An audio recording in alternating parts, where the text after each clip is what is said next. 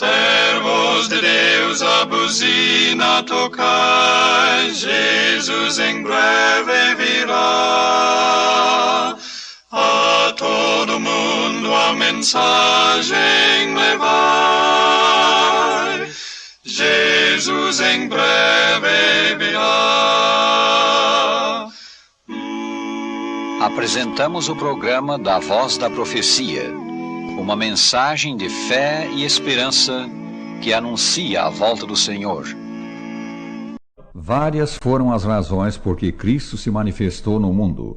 Ele veio para revelar Deus, de modo especial o amor de Deus.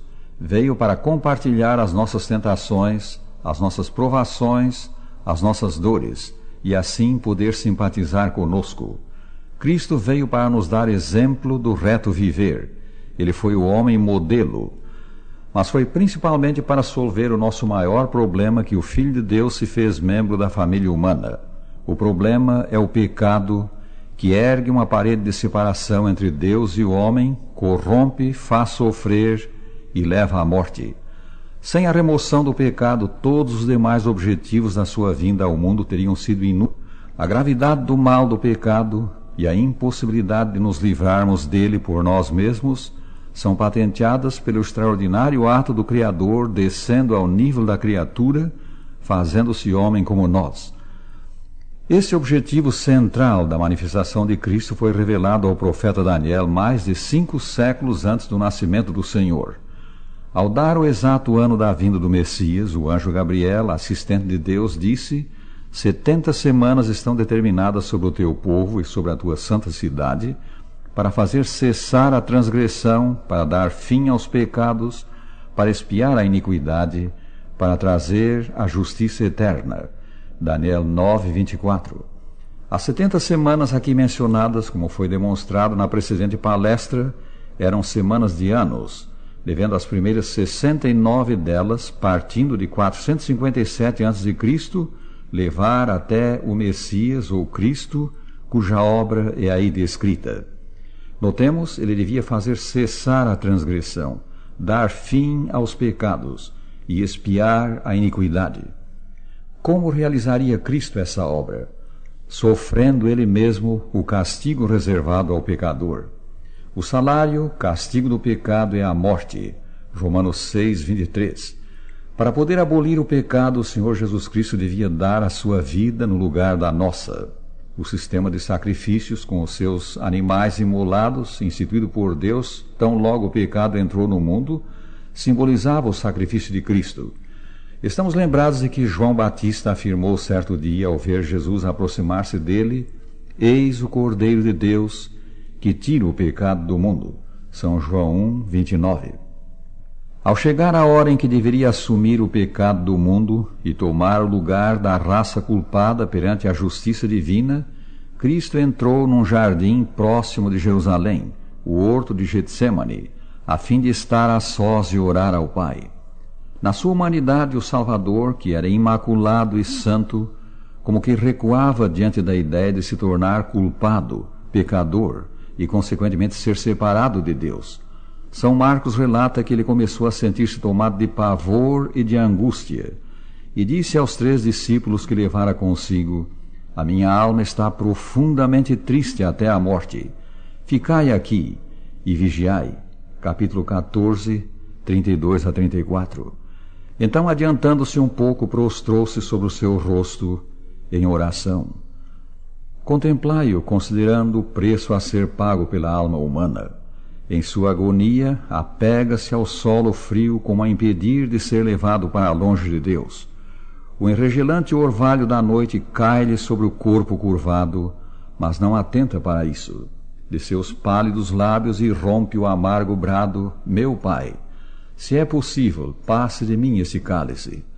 Mas mesmo então acrescenta: Todavia não como eu quero, e sim como tu queres. 3 vezes o Salvador repetiu esta súplica, mas sempre acrescentando as palavras finais de submissão ao Pai. Na luta moral que enfrentou ao tomar sobre si os nossos pecados, a intensidade de sua agonia foi tal que o seu suor se tornou como gotas de sangue caindo sobre a terra. São Lucas 22, 44.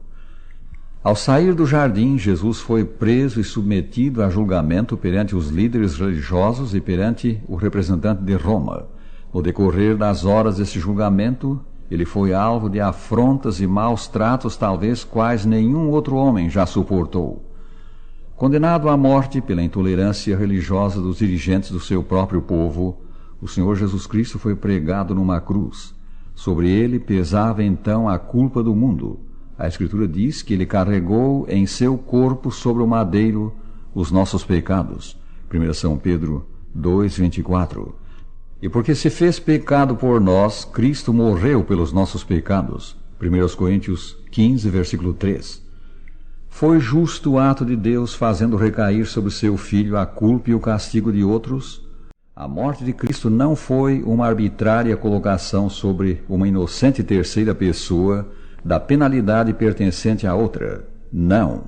Ela foi o próprio Deus ofendido, aceitando pessoalmente a culpa dos pecadores e pagando o seu débito. Deus, diz a Escritura, estava em Cristo, reconciliando consigo o mundo. 2 Coríntios 5:19. O Pai estava ao lado do Filho, embora invisível a este na hora da crise, e sofria com ele. Jesus mesmo disse: eu e o Pai somos um. São João 10, versículo 30. Podia ele, Deus, ser justo e o justificador daquele que tem fé em Jesus.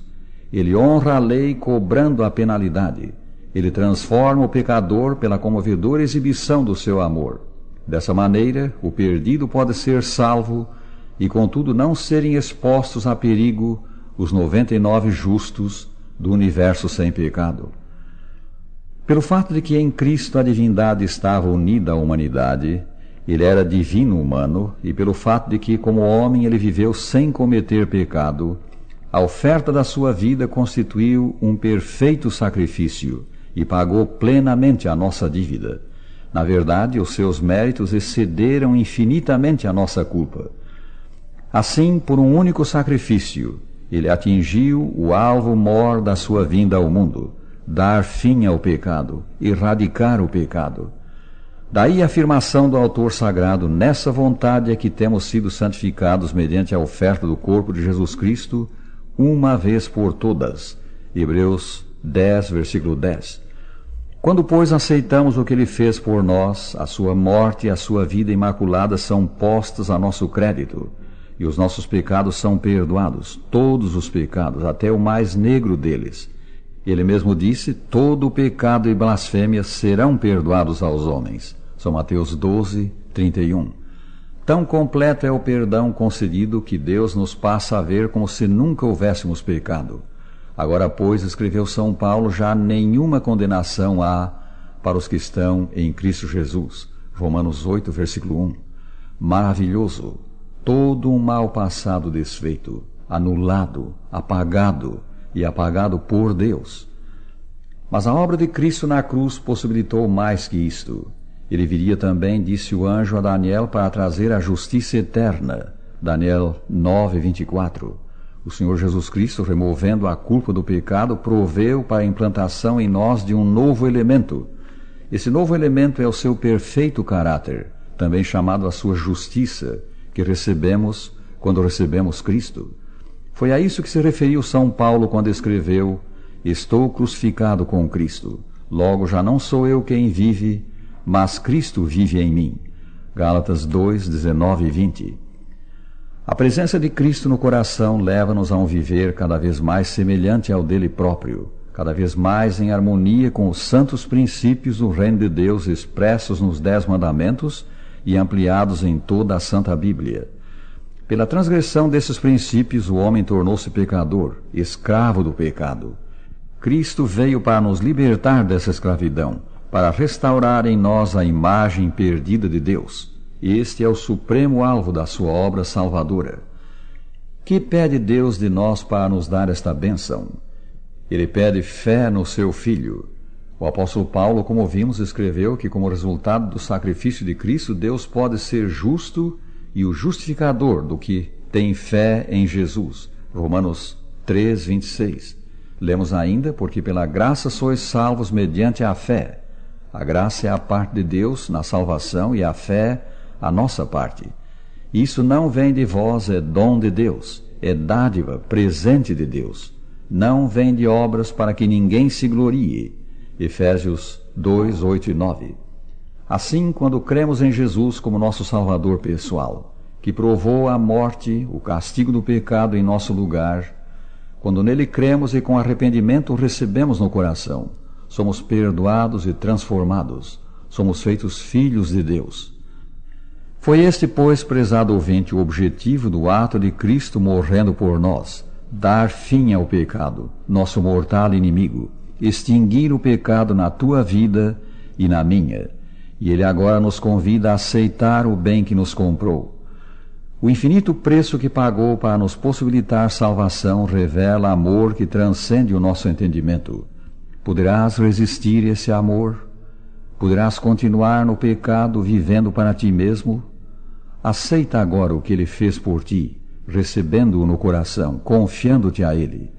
A Escritura diz, 2 Coríntios 5, 14 e 15, pois o amor de Cristo nos constrange, julgando nós isto: um morreu por todos, logo todos morrerão.